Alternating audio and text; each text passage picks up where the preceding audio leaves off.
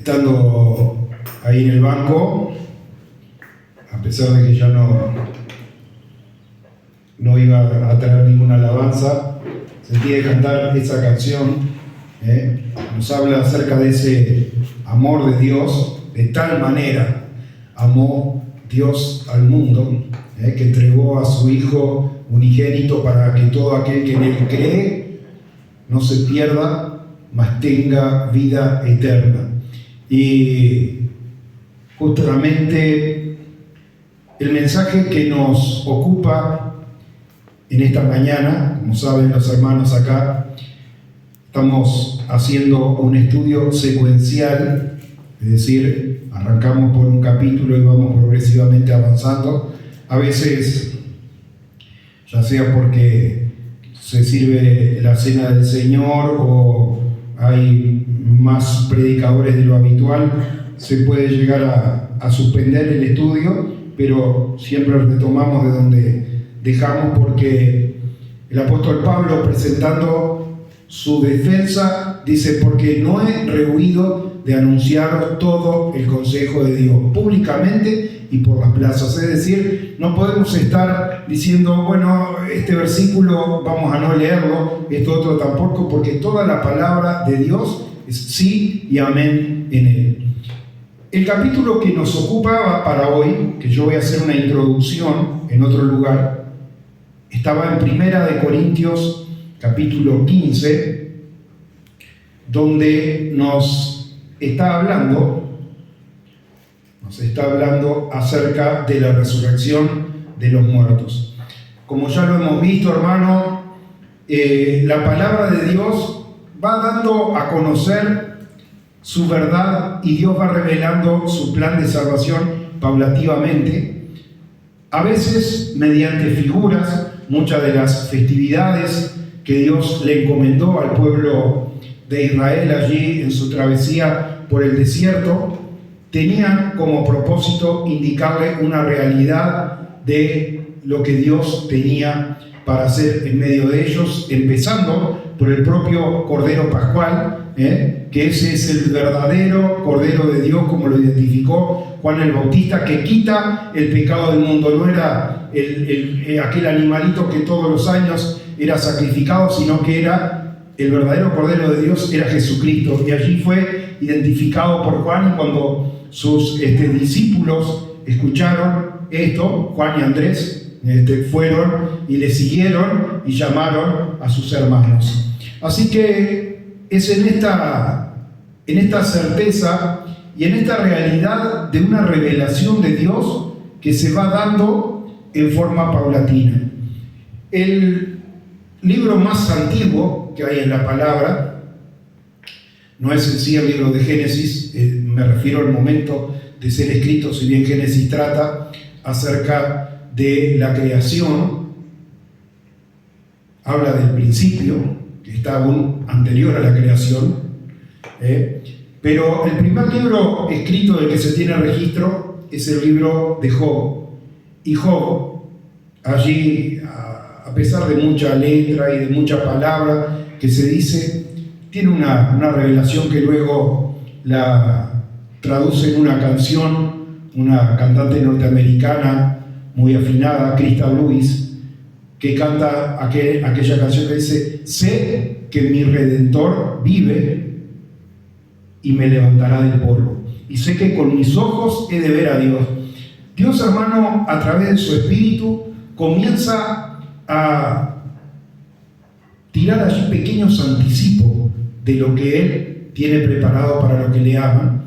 El propio David, cuando escribe, y en el día de Pentecostés, Pedro se para, siendo lleno del Espíritu Santo, dice, la Escritura nos enseña, dice: ¿quién conoce las cosas de Dios sino el Espíritu de Dios? Y es a través de esa revelación del Espíritu que en el día de Pentecostés le permite ponerse de pie a Pedro y poder entender palabras que las conocía de memoria. Pedro no tenía una Biblia como tenemos nosotros hoy. Sabemos que esto es un fenómeno posterior a la imprenta, el que se haga accesible y podamos tener una Biblia cada uno de nosotros y en diferentes idiomas y todo lo demás. Pedro de chiquito tuvo que ir a la sinagoga a escuchar y aprender de memoria la escritura, pero allí se paró, lleno del Espíritu Santo, y empezó desde el profeta Joel, dice, en los postreros días, dice Dios, derramaré mi espíritu sobre toda carne, etcétera, etcétera. Y también habla acerca del Salmo, que como he dicho, los salmos eran como si fuera el himnario que tenía el pueblo de Israel. El propósito era cantarlo, loando, reconociendo ciertas virtudes, ciertas intervenciones de Dios. Pero allí también está el Salmo de David, dice, no permitirás que tu santo vea corrupción, diciendo, de esto es de lo que está hablando, del fenómeno de Jesucristo resucitando a vida eterna al tercer día, como los ángeles les tuvieron que pegar un tirón de oreja a las mujeres que llegaron al sepulcro el domingo temprano. Dice, ¿por qué buscan entre los muertos al que vive? No está aquí, por eso ha resucitado. Nadie habló con mayor claridad acerca de la resurrección que el propio Señor Jesucristo en su ministerio en la tierra. A veces la gente se quedaba con el milagro, la multiplicación de panes. Y la gente siguió a Jesús hasta el otro lado y llegando a Capernaum allí, y sabe que dice, ustedes me buscan por la comida, pero sepan que el que cree en mí tiene vida eterna. ¿Y qué? Y yo le resucitaré en el día postrero. En un mismo pasaje, 3 oportunidades le revela una cosa impensada para ese pueblo. Y es por eso que el apóstol Pablo le escribe a la iglesia de Corinto para que realmente puedan resaltar, conforme uno a veces subraya o marca en su Biblia ciertos pasajes. El apóstol Pablo quiere remarcar ese gran beneficio que Dios tiene preparado para los que le aman, diciéndole a una iglesia que tenía imperfección. Arranca 1 Corintios corrigiendo un montón de cosas que estaban mal en medio de la iglesia. Pero luego, hermano, allí tiene un mensaje de esperanza. Un mensaje de esperanza que inicia con la institución de la Cena del Señor y hace un contraste entre cómo servían y aún comían, pues era costumbre, y en la carnicería no venía la carne del frigorífico como viene acá, ni era el INAC el que lo estaba allí fiscalizando. Era un fenómeno allí común en la ciudad de Corinto, de que se sacrificasen animales a los ídolos, y una parte era ofrecida en banquetes y otra parte era vendida en las carnicerías. Y hace toda una exposición, hace un planteamiento a hermanos que salían de la reunión y se iban a una festividad pagana a la cual usted podía ser convidado. Le llegaba una tarjeta, una invitación, está invitado a comer. Y claro, yo digo, si nos invitan a comer un asado con cuero, acá los uruguayos que somos bastante carnívoros, ¿quién no se anota? Bueno, los hermanos en la iglesia de Corinto les pasa algo parecido, no el asado con cuero, pero entiéndame usted el paralelo. Los invitaban y de pronto salían de la iglesia, iban a comer de cosas que habían sido sacrificadas a los ídolos. El apóstol Pablo dice que el ídolo en sí no es nada. Dice, ustedes no pueden estar haciendo eso por la conciencia. Dice, ¿acaso vamos a estar tentando a Dios? ¿Somos más fuertes que Él? ¿Vamos a participar de la mesa del Señor y de la mesa de los ídolos? Y ya arranca a transmitirles un mensaje con un contenido espiritual mucho más profundo, hasta que llega al verdadero valor de lo que nos está agrupando hoy aquí. Recibimos en la mañana de hoy, hermano, 2 testimonios de personas que vieron en su propia vida la sanidad de Dios, ¿no? Y para el que recibió algo, como decía mi madre y la hermana Gladys, con gente que no creía en el bautismo del Espíritu Santo, dice, yo no puedo negar lo que yo recibí. Y el hermano que recibió una sanidad no puede negar de que Jesucristo sana.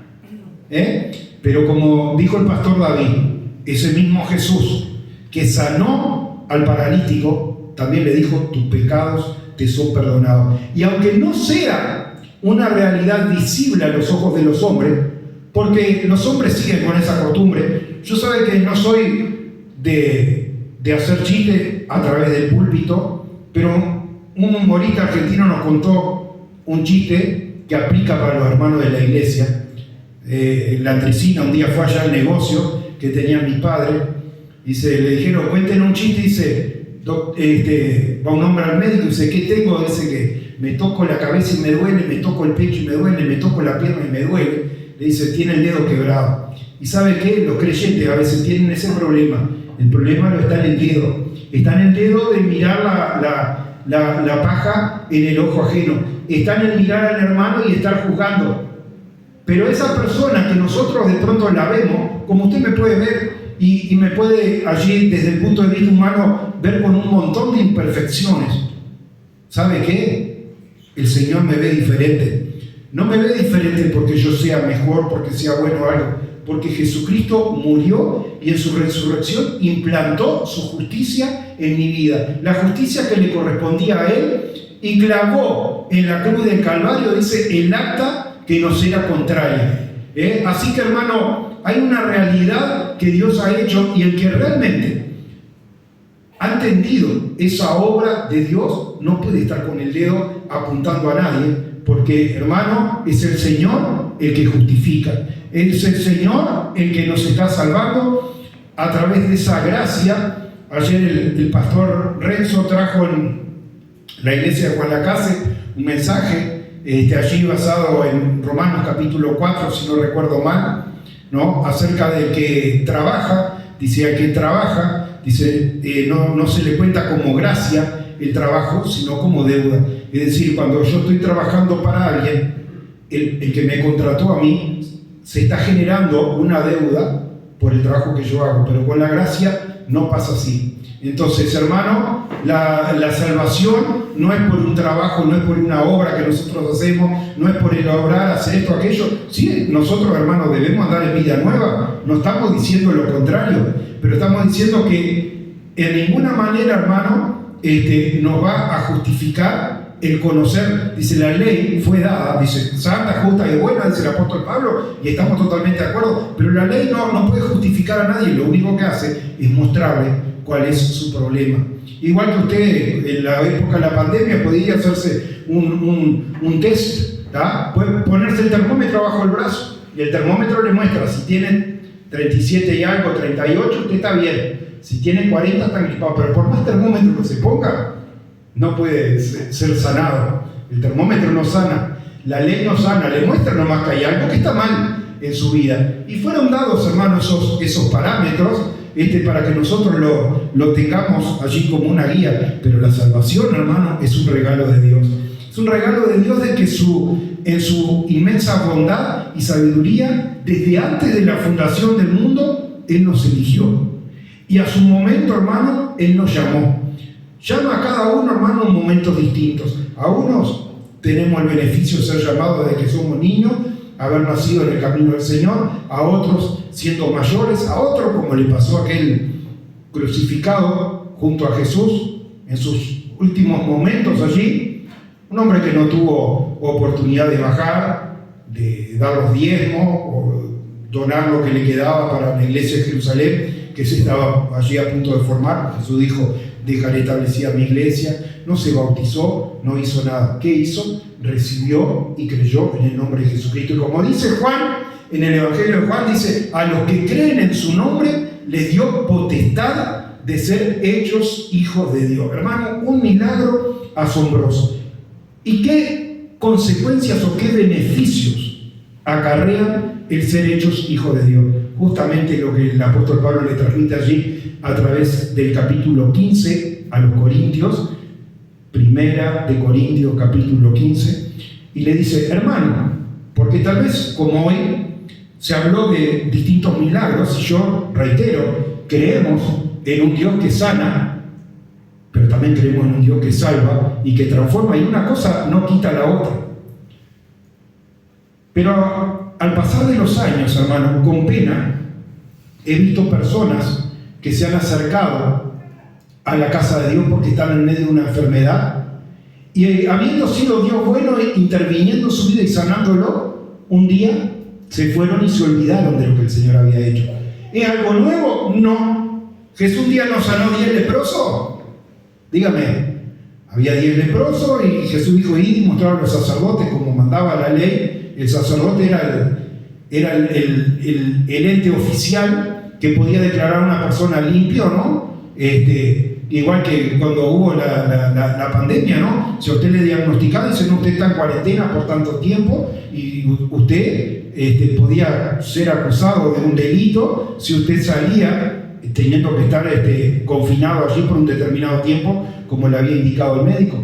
De la misma manera pasaba con estos hombres no podían decir, estoy sano y vuelvo a vivir al pueblo. No. Era el sumo sacerdote el encargado de declarar a una persona sana. Entonces, aunque Jesucristo hace el milagro en la vida, en obediencia a lo que decía la que dice, vaya y muéstrense al sumo sacerdote. Y yendo en el camino es sanado. Pero uno solo volvió dando gloria a Dios. Y Jesús le pregunta, ¿qué pasó con los otros 9? ¿No fueron también sanados?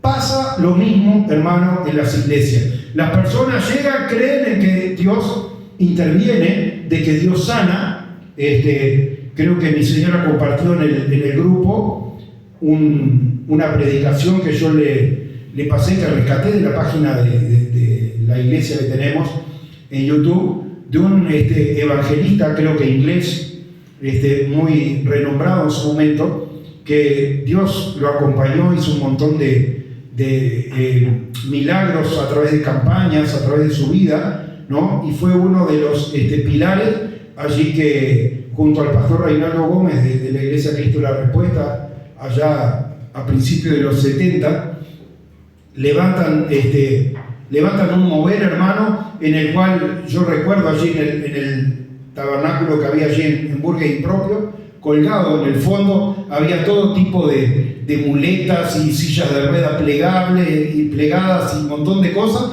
de gente que había ido, había creído y había recibido una sanidad, y esa sanidad era tan definitiva, que decían, dejo la muleta porque no la preciso más, para testimonio de lo que Dios ha hecho. Dios, hermano, obró en días de Jesús, obra en nuestro día, obraba en la iglesia de Corinto. Pero ¿sabe qué? El apóstol Pablo detecta de que había muchos hermanos allí que se acercaban esperando recibir solamente un beneficio para esta vida. Y por eso el apóstol Pablo le llama la atención, le aclara una revelación que, como yo le decía, desde el libro más antiguo que fue escrito por Job, hasta pasando por el rey David, y luego con claridad Jesucristo habla acerca de esa resurrección. En el Sermón del Monte y las bienaventuranzas dice, bienaventurados los mansos y humildes, porque ellos tendrán la tierra por heredad. ¿Dice eso o no dice eso? Por lo menos mi Biblia dice así.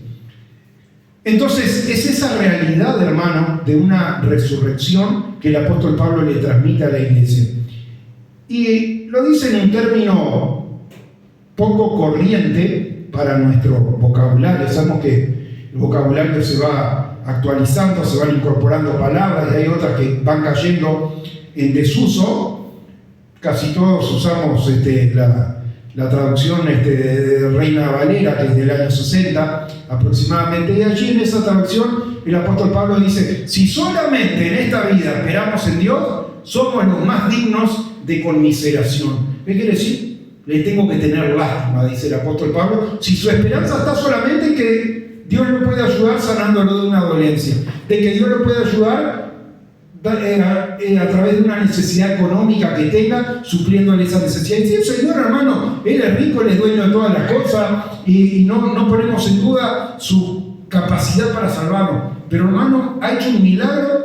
Yo no sé si todos los que están acá pueden dar un testimonio de sanidad, porque no es de todos, hermano, es a que Dios sanó. Y antes tuvo que pasar por el valle de sombra de muerte, hay que pasar por el momento de estar diagnosticado de cáncer, como decía el pastor David, o como decía el hermano Chocho, que estuvo allí también postrado por 1 año y pico, y uno no sabe qué va a ser de uno y si va a volver a andar y qué es lo que le espera. Y hermano, al que es más fuerte quizás Dios le permite cierta prueba, porque dice, nadie va a ser probado más allá de lo que pueda soportar. Pero hay un milagro que Dios ha hecho en la vida de cada uno que ha creído en su nombre. Le ha perdonado sus pecados. Y hermano, vemos que esa esa realidad se repite en una y otra oportunidad. A veces venían esperando una sanidad y Jesús, hermano, al que había creído realmente en su nombre, decía: tus pecados te son perdonados. Hermano, es esa facultad que tiene otorgada por el Padre, hermano, la de perdonar pecados, la de justificar la vida de las personas. ¿Y para qué? Pregunto yo. Porque el que no accede al perdón, el que no cree en su nombre, ¿lo afecta en algo en esta vida terrenal? No lo afecta en nada. En la vida terrenal sigue lo más pancho, viviendo su vida en placeres, deleite y desenfreno y todo lo demás, como que no va a pasar nada. Pero después de la muerte viene el juicio, dice la palabra. Y en ese juicio, hermano, qué tranquilo que podemos estar, hermano, porque el juicio no está basado en mis injusticias, sino en la justicia de Jesucristo implantada en mi vida. Sus misericordias se renuevan cada día. Y cada vez que venimos y participamos en la cena del Señor, hermano, si lo hacemos de una manera genuina, el Señor está perdonando todos nuestros pecados, hermano, y nos está viendo como al propio Señor Jesucristo, libre de toda culpa, hermano. Es tan grande este beneficio, pero el apóstol Pablo quiso transmitirle a la iglesia esta realidad, que no quede solo en un... el Señor nos renovó su sangre apóstol, le plantea la realidad de una resurrección. Una realidad, hermano, que Dios le revela a él a través de diferentes revelaciones directas, porque esto responde a un anuncio que Jesús hizo. ¿Sabe que los discípulos estaban convencidos de que Jesús iba a ser restablecido como un rey físico, iba a poner su trono en Jerusalén, iba allí a gobernar, iba a asignar autoridades, vos sos ministro de esto, vos sos ministro de aquello? Yo lo dije, hermano, hace 2 o 3 reuniones atrás, cuando traje el pasaje que habló el pastor David ayer en la casa de Zaqueo. Hace 2 reuniones, 3 atrás, le dije: no se olvide que Zaqueo fue y había escuchado que él era descendiente de David y que el reino iba a ser restablecido, y él tenía su cargo público. Él, si bien respondía a los romanos, era cobrador de impuestos. Y cuando se enteró, dice: acá está el próximo rey. Fue allí y Jesús le viene a revelar su reino, que no es de esta tierra, que es un reino de los cielos, que va a ser establecido acá. Y en distintas partes el Señor va allí revelando su verdad.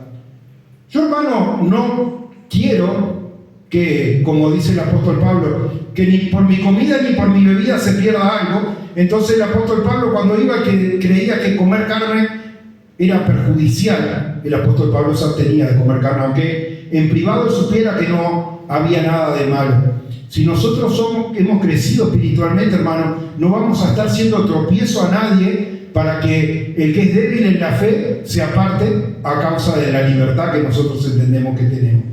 ¿Por qué le estoy diciendo esto? No por un tema de comida y bebida, sino por un tema de entender esa revelación de Dios. Una revelación de Dios, hermano, que nosotros hoy, aunque a usted le parezca mentira, tenemos una noción mucho más clara de lo que tenía Moisés acerca de esa revelación, de esa manifestación del reino de los cielos, porque Dios la va revelando a su tiempo. Allí querían saber, Daniel, cuando escribe el libro del profeta Daniel, allí se quiso conocer estas cosas y se aguantate, Daniel, porque estas cosas están para el final de los tiempos. Había cosas que podía entender, la sucesión de los reinos que hubieron allí, empezando por el babilónico, el medo-persa, el greco-macedónico y el imperio romano, y después su continuidad a través de una religión y su resurgimiento, cosas que no vamos a entrar en detalle hoy, solo a la roca no cortada a mano que vino y se estableció sobre todos los reinos de la tierra. ¿Quién es la roca? Jesucristo es la roca. El apóstol Pablo en Corintios dice: y la roca espiritual que seguía al pueblo de Israel era Cristo. Era Cristo. Cuando habla de la roca, hermano, sabemos con claridad. Entonces, ¿qué le quiero decir, hermano? Tal vez usted estudia la palabra, estudia 1 Corintios, estudia 2 Corintios capítulo 4, versículo 7, o estudia Apocalipsis, versículos 20 y 21, estudia el Sermón del Monte y las Bienaventuranzas, y estudia un montón de cosas donde se van salpicando pequeñas verdades acerca del plan de salvación de Dios. Y yo no quiero, hermano, que por mi manera de entender las cosas, hermano, usted sea parte de la verdad. Quiero que usted mismo estudie en la palabra de Dios esta verdad y no imponerlo, hermano, como una doctrina, sino como verdades de Dios. Pero hay una realidad. El Señor, hermano, va a venir. En el momento de que el Señor venga, va a haber una primera resurrección. Y el que haya muerto en Cristo será transformado en un abrir y cerrar de ojos. Eso lo vamos a ver en detalle en el capítulo 15 de Primera de Corintios, que lo habla allí. También sabemos, sí, si yo me voy a preparar morada y todo lo demás, es como Elijah tiene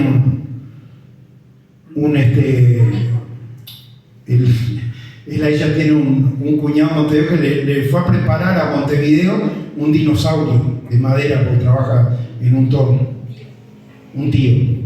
Le fue a preparar un dinosaurio. El dinosaurio lo está preparando en Montevideo, pero después vino y se lo trajo a donde vive él.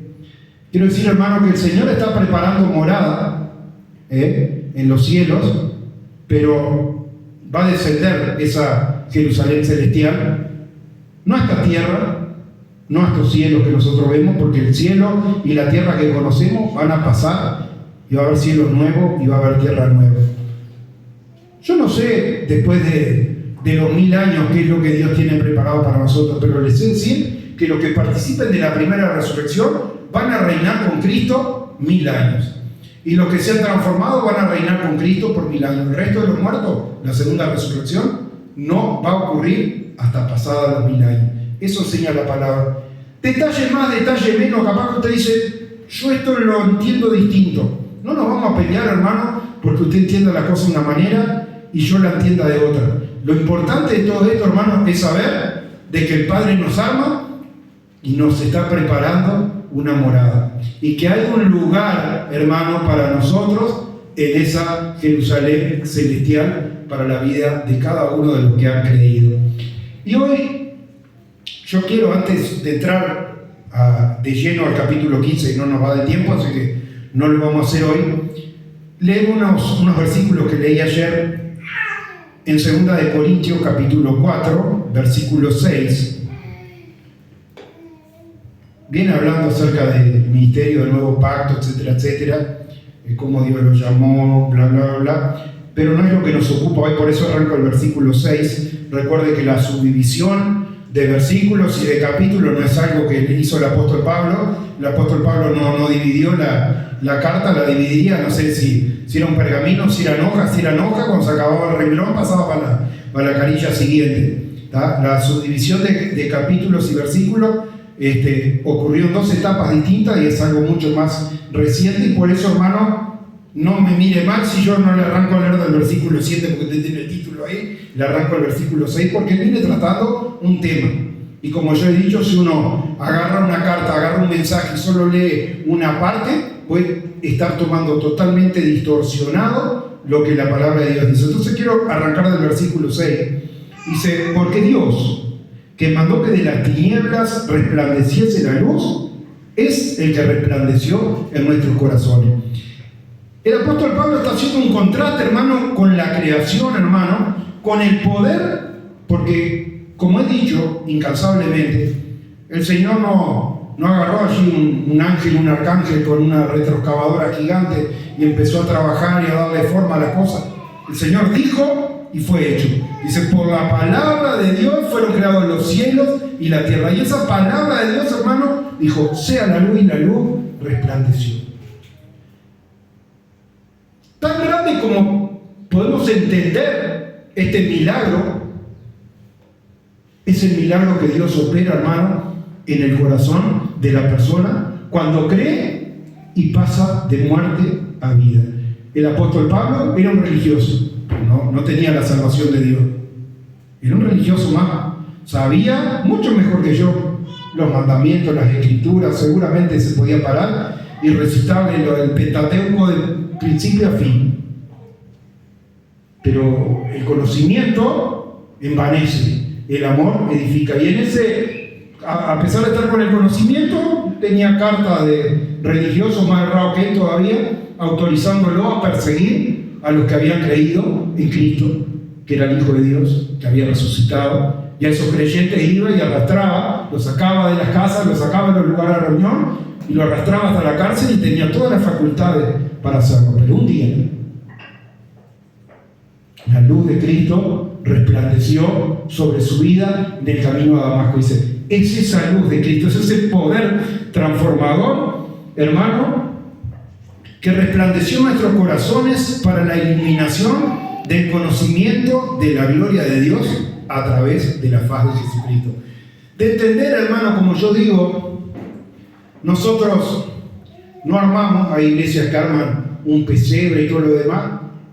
Y yo no digo que Jesús no estuvo en un pesebre, porque estuvo en un pesebre, fue concebido de forma sobrenatural, también estuvo clavado en una cruz, pero hermano, la cruz está vacía, la tumba está vacía, porque Jesucristo está sentado a la diestra del Padre como abogado intercediendo por nuestros pecados. A la gente a veces no le gustan estas cosas. Cuando Esteban dijo, aquí veo los cielos abiertos, y al Hijo del Hombre sentado a la diestra del Padre, enfurecidos tomaron piedra y lo apedrearon. Y hermano, Jesús no es un Dios chiquito, como algunos tratan de pintarlo y lo ponen allí en un pesebre indefenso. No, hermano, nosotros hemos creído en un Dios tan grande como no hay otro igual. Cuando esa luz de Cristo resplandece en la vida de una persona, uno ya deja de medir las cosas desde la óptica y las palabras humanas.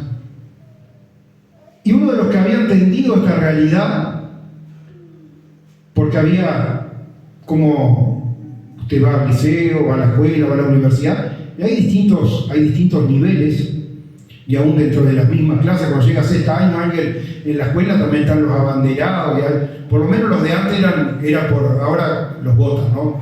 Pero antiguamente el abanderado tenía que haber estudiado para llegar a tener algún cargo ahí de honor. Bueno, sabe que con el tema de los discípulos pasaba algo parecido. Jesús tenía mujeres que eran discípulos, dice discípulas, mujeres que servían a Jesús.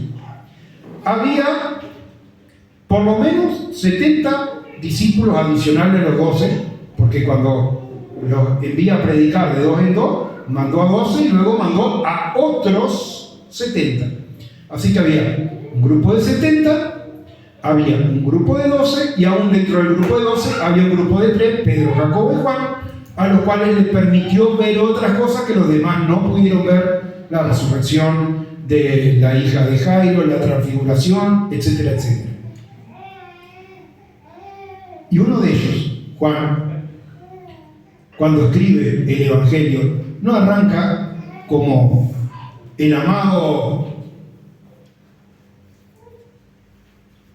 colaborador Lucas, como le llama el apóstol Pablo, el médico amado, dice, le llama de esa manera. Lucas escribe el Evangelio y está perfecto, hizo todo un recuento histórico excelente, arrancando desde el anuncio del nacimiento de Juan el Bautista a Zacarías.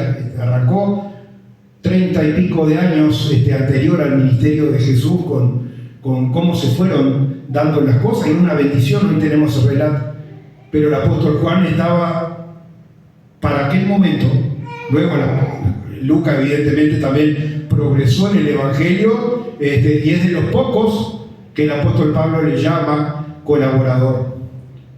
A otros dice sí, el hermano el tal otro, el diácono, el obrero, el obispo, pero colaborador fiel allí Lucas.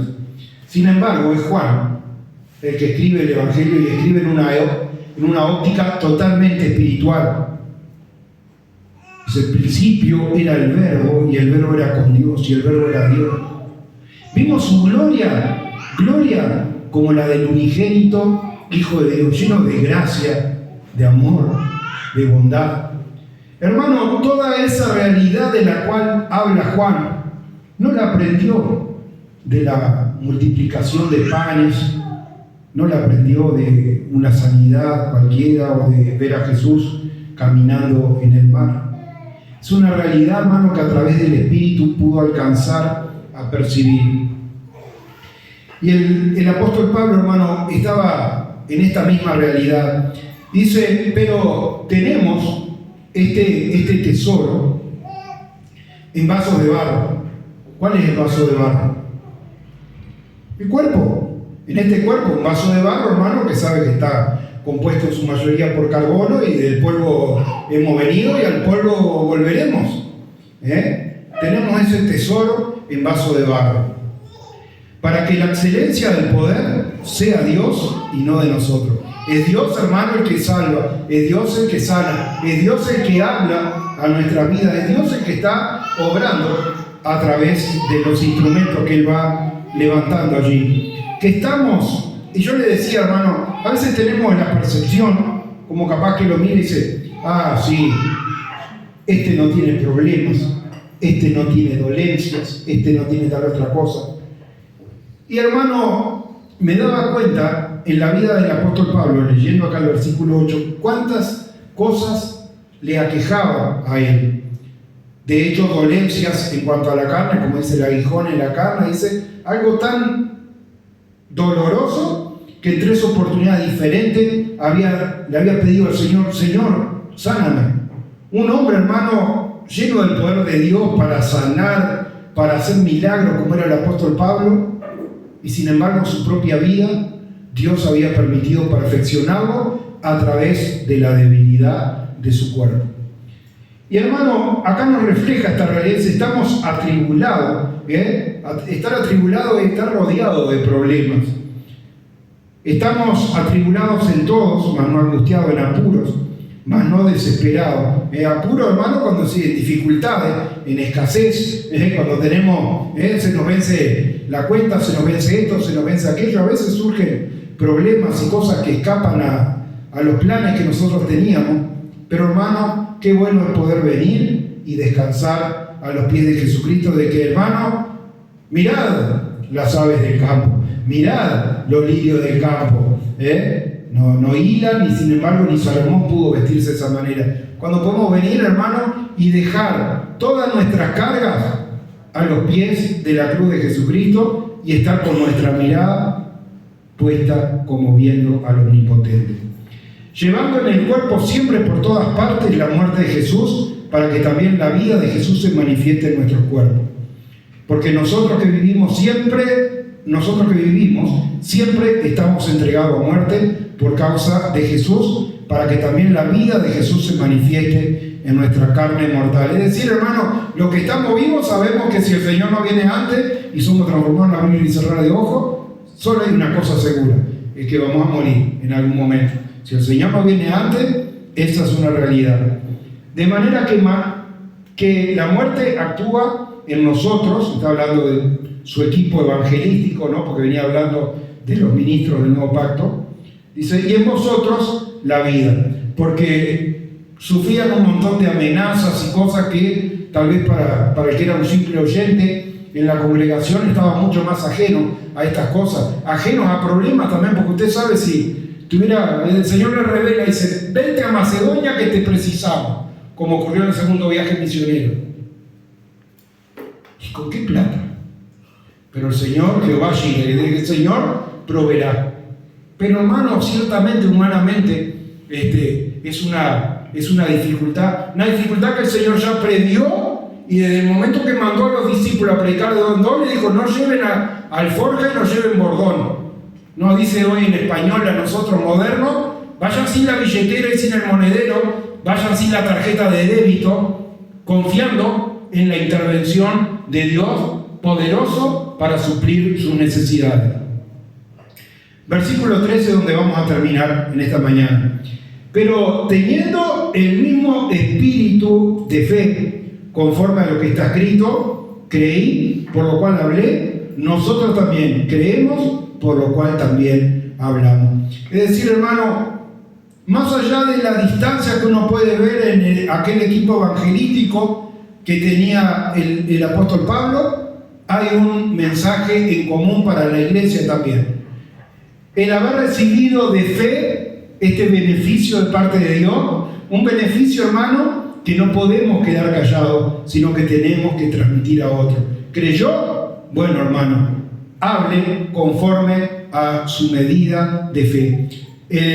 Romanos capítulo 1, Romanos capítulo 16, que fue lo que me llevó a esta introducción, dice que hay que obedecer a la fe. Hermano, obedecer a la fe no es solamente creer, sino que hay que obedecer a la fe. Creer y congregarse, creer y bautizarse,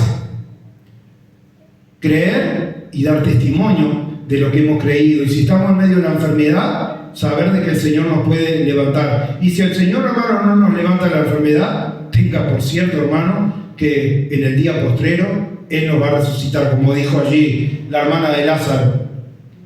Lázaro no está muerto, duerme. Él va a resucitar, le habló más claro Jesús. Dice, sí, yo sé que le resucitarás en el día postrero. Hermano, que podamos hablar conforme a esa realidad, de que se pueda conocer de que somos una iglesia que cree en el poder de Jesucristo para perdonar los pecados, para darnos la facultad, el poder de ser hechos hijos de Dios y el beneficio de la resurrección cuando Jesucristo venga, hermano. Así que no es motivo de estar contento, dígame, es motivo de estar regocijado en la presencia de Dios. Vamos a llamar acá a los músicos y vamos a estar alabando el nombre de Dios con una canción y luego ya después nos despedimos.